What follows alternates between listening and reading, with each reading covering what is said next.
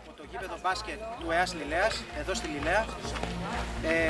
Ο ΕΑΣ είναι ο σύλλογος του χωριού μας, ο οποίος εμπλέκεται σε πολιτιστικές αθλητικές δραστηριότητες.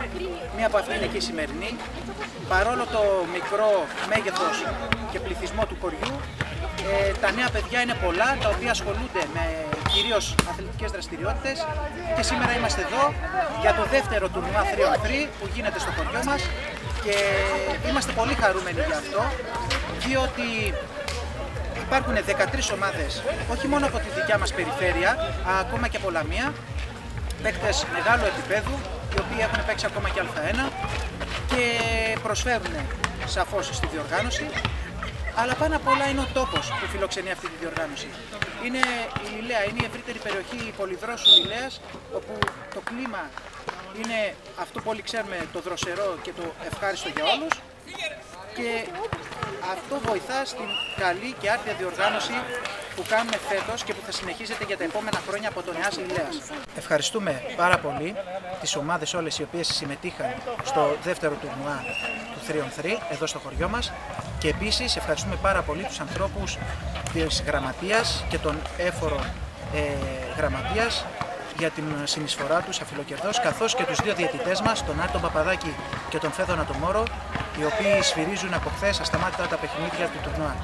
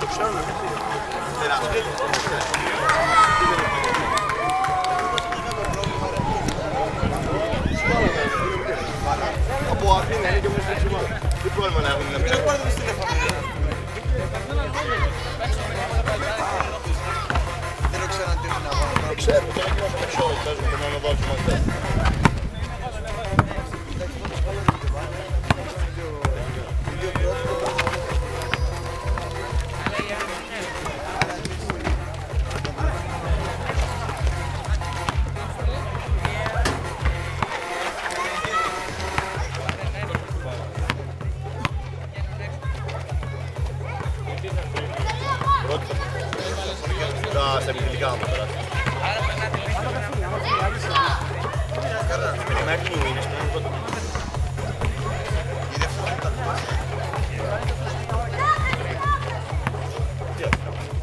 Άμα έρθουν είναι πρώτα, δεν το τρώνε.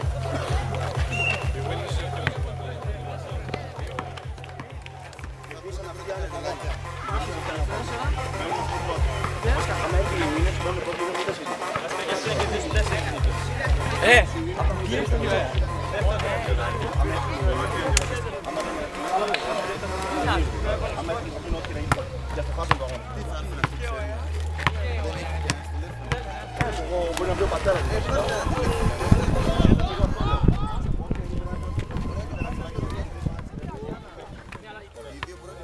Ο πρώτος θα δώσουμε το δεύτερο του ομίλου του ή το δεύτερο του άλλου. Το δεύτερο του άλλου. Ωραία, κάτω μία στο καθαρό. Να μην σταυρώσουμε δηλαδή εμείς οι δύο, αλλά ούτε και σε Κάτω μία. να μην σταυρώσουμε ούτε το δεύτερο, να μην σταυρώσουμε το δεύτερο και ούτε με αυτό το πρώτο.